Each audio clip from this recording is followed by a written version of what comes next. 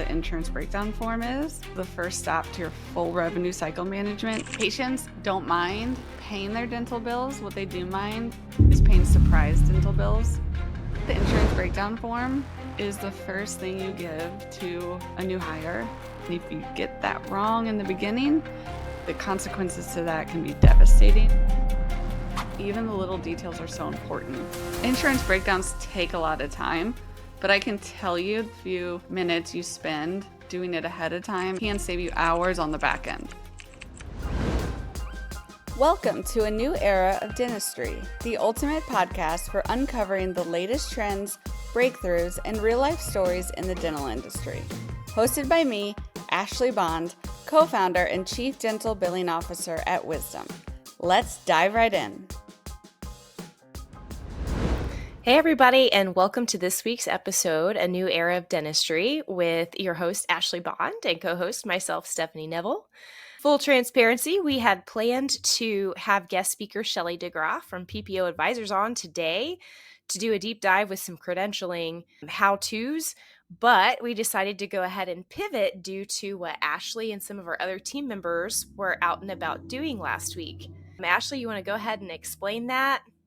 Absolutely. So just got back from Accelerate Dental Revenue Workshop, which was in Indianapolis, which is so much fun. Thank you, Vine, for hosting us. But I was able to speak on insurance breakdowns and breaking down the insurance breakdowns. So I thought that would be a great topic to bring up today to all of you. And is super excited that Shelly will be with us next week so that we'll be able to hear all the good information that she's going to bring. So today we get to break down the insurance breakdown form. Yay, who doesn't love that? Break it down, baby. Break it down. Let's do it. I feel like the insurance breakdown form is the first thing you give to a new hire or potentially someone that might not have as much dental experience. So my key focus on this presentation was really letting people know how significant the insurance breakdown form is and how it is the first stop to your full revenue cycle management. And if you get that wrong in the beginning, the consequences to that can be devastating. I have many, many stories on how I got it wrong. And hopefully what I did wrong, I can help share so that others don't have to be in the same position that I was in. And when I spoke to the dental billers in Indianapolis, I really wanted to explain the why they're so important. 3 key reasons I think it's so important is the patient experience.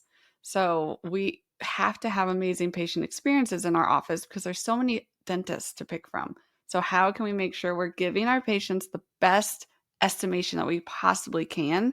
Because if you don't, you really lose trust with those patients. It helps offices collect 100%, which our goal is always to collect as much as we can. It's not just about production. We need to really focus on the collection piece and then our own growth and credibility. When I got into the dental field, I had no idea what I was doing. And it is like a foreign language. So even using the breakdowns to ask questions. And if I got a good representative, like, what does this waiting period mean? Or, okay, it's the non-duplication coordination of benefits. What does that mean? Can you help explain that to me? You can really use these calls to help with your own growth and credibility. So I'm super excited to jump right in and talk about some key areas that I think the why behind it that I think will be helpful for anybody in the field, whether you've been around forever or you're brand new to the space, and how breakdowns can help you and help your team. Absolutely. Yeah, something I wanted to hit on too is even if there weren't a lot of dentists to choose from, I was going to say as far as dentistry goes, I think a lot of patients are afraid of surprise dental bills, even more so than medical, because of just the difference in how it works. So as a unified front, we can all as a team, right, kind of tamp that off by making sure we get good breakdowns and people get fewer surprise bills. Absolutely. And you know what? That's a great segue because part of my patient experience, what I always say is patients don't mind paying their dental bills. What they do mind is paying surprise dental bills. So how can we take the surprise out of it? And that really starts with insurance breakdowns. I've had many experiences. In the presentation I did, I used the example of John, not real patient name, but real story that happened to me where he got new insurance, had been putting off his crown, came in, got the procedure done. He was so excited. You know, he was going to pay 50%. Insurance was going to pick up the rest. A few weeks later, comes back, no payment. John had a waiting period for crowns. And that was a piece of the puzzle I did not put together. We got that there's 50% coverage. We put it into our software, gave him the treatment estimate, but did not get that little detail about waiting periods. And that patient specifically was very upset. Again, it wasn't necessarily that he was upset that it was a surprise. He was upset that we gave him this treatment plan and then it drastically changed, doubled his cost, and he wasn't prepared for that.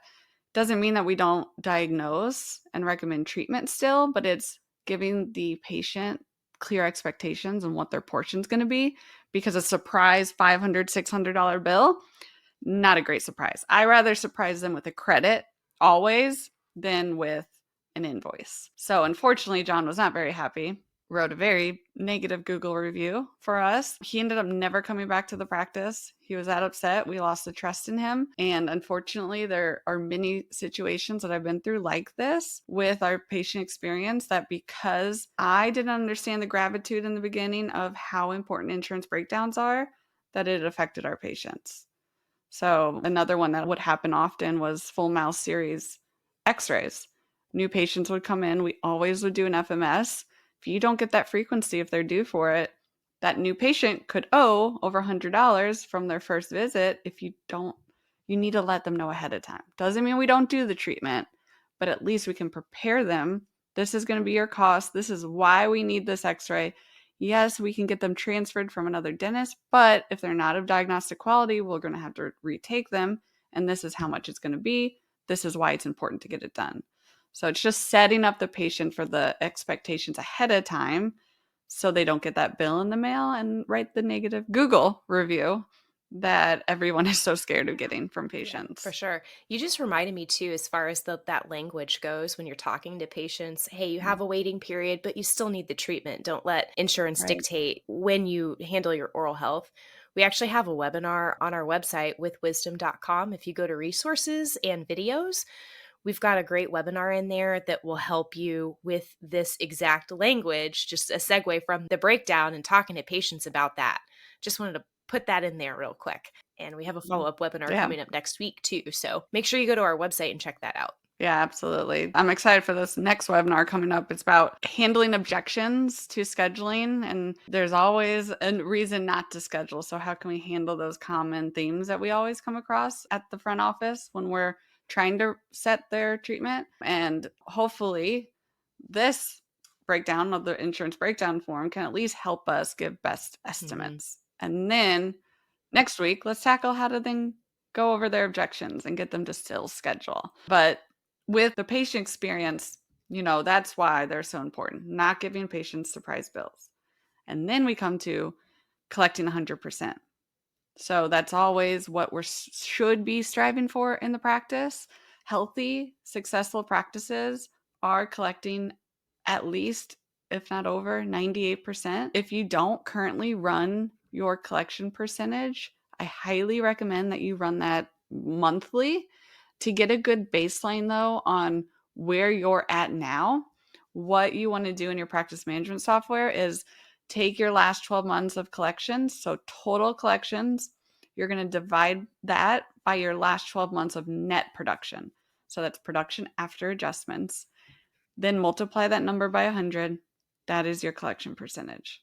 See where you all are at. I'm going to do it again. Guess Yes. what? We just released a blog post about what reports to run and how to get your collection percentages and how often you should run them. So again, hop over to our website withwisdom.com, click on resources, and it's one of the most recent. I think it's listed, it's 4 down as far as reporting goes, if you want that in writing. Yes. The numbers tell the story. Yeah.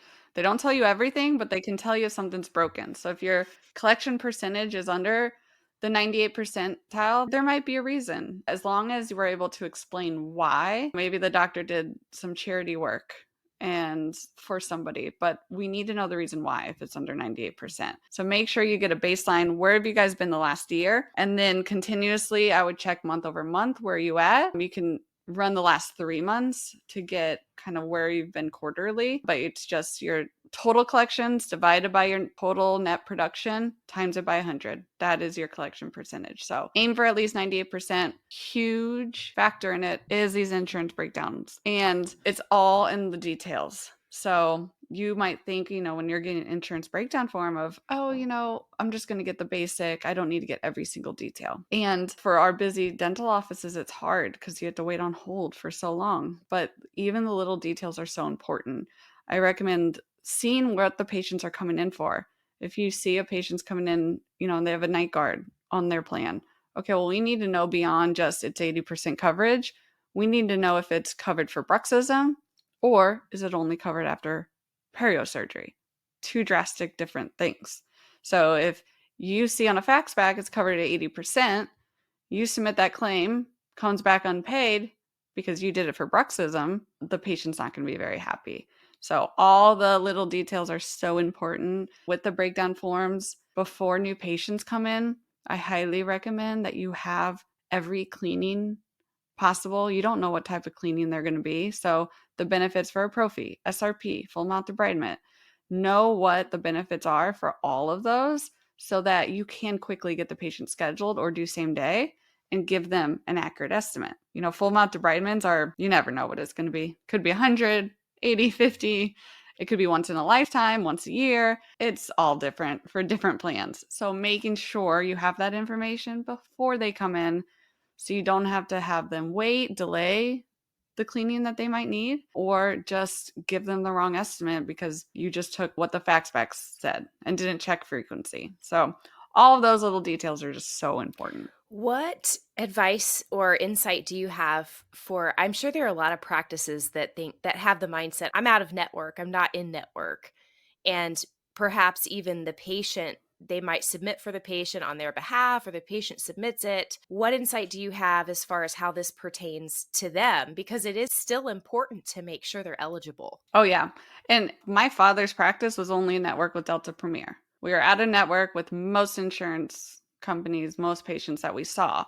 But that did not mean insurance breakdowns were not super vital in the practice. So what that means is a few things. So if I'm getting a breakdown, I typically like to ask how they base their fees. Is it off a fee schedule or is it off the UCR? You'll get some representatives that will maybe even send you the fee schedule. It's very rare on what they'll pay if you're out of network. Sometimes you can give them a few codes in your fee. They can tell you if you're within the guidelines. Sometimes they just don't say. I knew the plans that would come in for us in our area, Anthem, typically was on a fee schedule. So even though they say it's 100%, I knew it was 100% of $15. So it's not truly 100% coverage. So being comfortable explaining that to your patients, before the patients would come back, we would explain your plans on a fee schedule, what that meant. We can't guarantee what they're going to cover. This is the amount of the full visit. We're hoping they'll cover a portion of it, but we can't guarantee it. They won't release that information to us. That's how we handled those. But still, you can get the benefit breakdown and get as close to an estimate as you can. Again, I rather you overcollect than undercollect. If there's a downgrade on billings, overcollect for that because you know to expect there's going to be a downgrade. Let the patient know that their plan downgrades when you're collecting so you can answer those questions. When I gave them a bill or their receipt at the end, I would always say, once we get insurance back, if there's any difference in what you owe, you'll get a statement in the mail. Just sets the stage that they might get a statement in the mail. And then being out of network, updating payment tables is so crucial. When you're posting payments, make sure you're updating what's truly paid. So for instance, if you're out of network and it's a pro fee, your charge is $100. They say it's 100% coverage, but their 100% is $95. When you go to post that payment, update the payment table to $95. So when anyone on that plan comes back, this plan, while it's 100% coverage and the coverage, the insurance benefits, the payment table overrides that and says, oh, but this plan covers only $95. So we need to collect $5 at time of service. And please collect those few dollars at time of service. There's so many offices that have little balances across so many patients.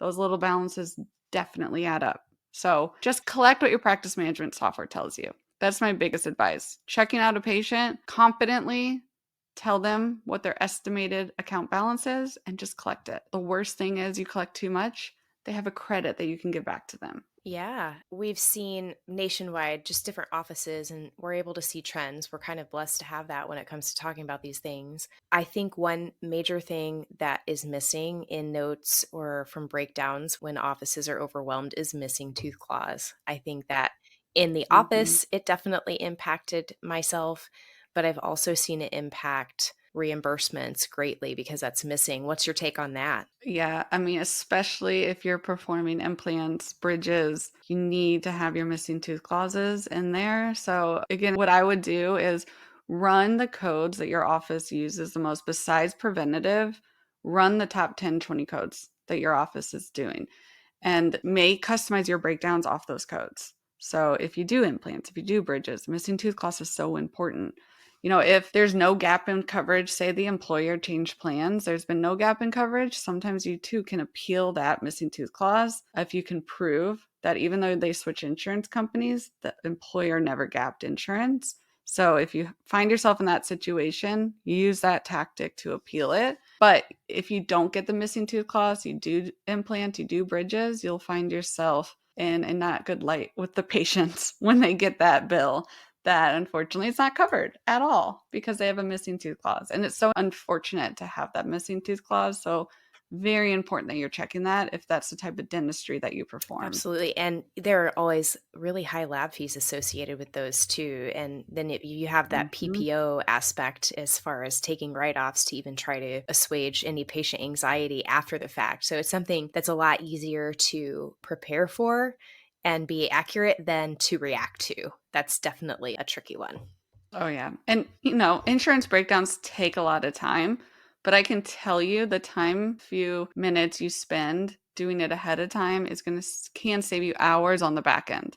Hours with the patient that's unhappy, hours trying to collect on something that you didn't collect at time of service. It's hard to get breakdowns for patients, but it's a lot easier than dealing with the aftermath if you don't get it correct. So just go in, try your best, have your breakdown for your office that's customized, ask all the questions, and then make sure if you're writing down the breakdown, don't stop there. Put it back in your practice management software. Make sure your PMS is 100% accurate to the details that you got because garbage in, garbage out. If it's not in your system, the claim, your estimates are not going to be accurate. What you collect from the patient's not going to be accurate. It needs to be right in the practice management software. When we asked our team too, what's the number one reason that you see rejections? We get time and time again, it's patient demographics and insurance demographics. So part of your insurance breakdown form should have the insurance company's details. And sometimes that can get overlooked, like, oh, it's just address, phone number, payer ID. That is so important to get the absolute correct insurance address, payer ID, group plan number, group plan name. Same with the patient, the right patient name. When I called an insurance company, I would verify the patient's information that they have on file. Say you're using a nickname and the insurance company has their legal name, or say that you have date of birth wrong, say you have the patient address wrong. All of that can stop claims from being paid. That is not just something you can just take without confirming with the insurance company first. So the small things like patient demographics, insurance demographics, number one reason for rejections. Do not overlook it. So important. And then update your practice management software to reflect what the insurance has on file. Yeah. And if they have something different than what the patient gave you, communicate with your patient because sometimes HR, they make mistakes. It happens and it can keep claims from getting paid as well. Oh, yeah. We see this a lot with getting married. So if there's a name change after someone gets married, making sure you're using the right last name. And then if there is any discrepancies, communicating with the patient to make sure that if something's been updated, HR knows on their side so they can update it with insurance. Same with date of birth. The insurance has had the wrong date of birth for a patient, and so they weren't paying our claims. We had to have the patient contact their HR to get the date of birth switched in the system so that their claims could get paid. So little things like that are going to throw your payments off. Absolutely. And you may be verifying on a portal and be able to pull the patient up through the member ID and say, and the birth Mhm. date's okay, but the name is different. You can't ignore that. Even though you validated that they're eligible, but you have something different in your PMS that goes on the claim's going to get denied. So just all of those finite details as far as patient demographics and insurance demographics go, like Ashley said, it's essential. It's the very first step in your revenue cycle management. So you cannot overlook or shove those things under a rug. Yes. And I think it might be helpful too if we just walk through a breakdown form and I can kind of just spit out what do these things mean. So in case you have someone that's newer up front, you could share this with them so they know, oh, when they're asking about effective date, this is why it's important. So I'm just going to shoot down this list. We also have this free resource that we can provide to you as well. Just shoot us an email, info@withwisdom.com. That breaks down the insurance breakdown form. You can use it as a training tool. And then again, when you're on the calls with insurance companies, ask them questions. If you don't understand, Google. Google is such a blessing. ChatGPT is such a blessing. If you don't understand something, you can't. It's all at your fingertips. So just ask questions until you feel confident. But let's break this down a little bit. So we have the insurance and patient details, which we already talked about.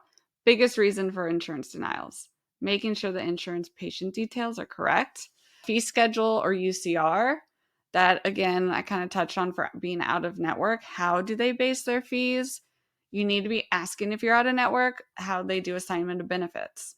That's going to tell you if they pay the office or they pay the patient.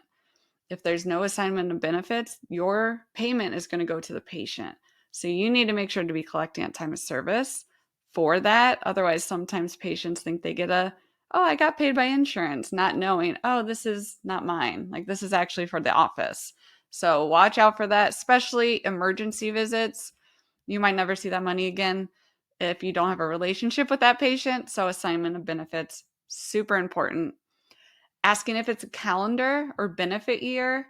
So a typical plan renews every January. So you know their benefits are good January through December. However, there are some plans that are random months that they renew: June, March, September. So you need to know, so your practice management system knows to reset insurance benefits once their benefit year hits. Because that maximum, say they have a September plan, their maximum renews at September. All of it is based off their benefit year date. So highly recommend paying attention to that. Most of the time you're going to run into calendar year plans, but not always. I have another situation where I didn't know. It was a June benefit year. And unfortunately, we then undercollected from the patient and they had a big surprise bill. Coordination of benefits. We have a long cheat sheet on coordination of benefits. So they're, standard, non-duplicate. But if you work with primary and secondary, it's very important to know how coordination of benefits work and who to have as primary and secondary. We have a cheat sheet on that. But then also, how do those work together? How do the plans work together? Is it going to be where secondary doesn't pick up anything until they hit their maximum? Or are they going to coordinate up to secondary's allowed amount? It changes how you post payments. So please pay attention to coordination of benefits if you have primary and secondary plans. Effective date. This is really crucial for waiting periods, missing tooth clauses. So their effective date is going to tell you when the patient's coverage started. So making sure you pay, or also coordination of benefits. Effective date is important. So again, getting those questions answered are going to help you fill in the blanks for the other benefits that you're checking. Waiting period, I learned the hard way. That's very important to get if there's waiting periods on any type of procedures. So you can override your system that there's no coverage until that waiting period is over. Missing tooth clauses, again, if you do implants and bridges, basically you need to know if what a missing tooth clause means is if there is one, if that tooth was extracted before they had coverage with this plan, anything to restore that space or what that missing tooth is isn't going to be covered. So you have to make sure that if there is a missing tooth clause, they're going to know when that tooth was extracted.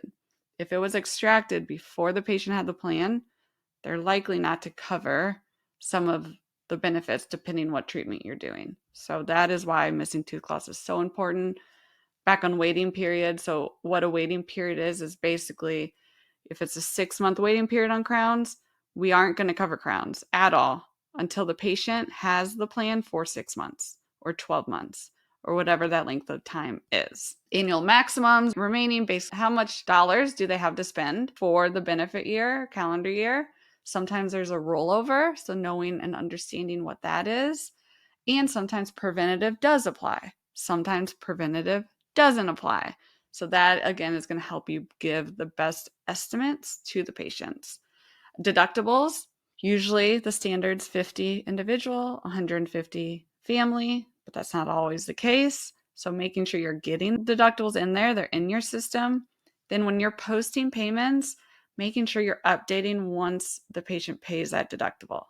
So there is an extra spot you have to put the deductible in when posting, so it tells your system they've hit their deductible. Coverage percentages, what is preventative, basic, and major services covered at, and what's covered within each category. Sometimes you have x-rays that aren't under the preventative percentage, they're under the basic percentage. So making sure you know what procedures are covered under the different percentages. And then last, what I'll speak on is frequency. Frequency is so important. And we have, again, a cheat sheet on the different codes that this is so crucial in finding out. But frequency is going to tell you how often the insurance allows a procedure to get paid. Again, does not mean that you don't perform the treatment. You know, our 4910s perio maintenances, typically we recommend 4 per year. A lot of plans only cover 2 per year. That doesn't mean you don't do 4 per year. It just means the patient knows 2 of them are going to be out of pocket. So we have a breakdown really of frequency tips, what to look for. With preventative, be looking for how they pay those cleanings and exams, especially if it's once every 6 months. Don't have that patient come in before then. They're not going to cover it. So I love my 2 per year plans. Same with 2 and 12 months. They make you do math to figure out 2 and 12 months to me means once every 6 months plus a few days, because I just want to be sure that this is going to be covered. And if not, the patient wants to come in early, that's fine. Here is your estimate for what that's going to be. That was a great recap of the form. And again, a lot of what we've mentioned today, you can find in our resources on withwisdom.com. And if you can't find it, just email us info@withwisdom.com and we'll get you whatever you need to help support your collections and any facet of your revenue cycle, or even just supporting your team in your office. That's why we do what we do. And that being said, I think that pretty much wraps us up for today. So we're going to head on out of here, and we're looking forward to seeing you all next week with Shelley DeGroff. We're really excited about that one. Yes, have a good rest of your week. I'll see you guys next week. Thank you for joining us on today's journey through a new era of dentistry. Subscribe, stay tuned, and transform your career, practice, and patient experience. Until next time, keep innovating, keep caring, and stay smiling.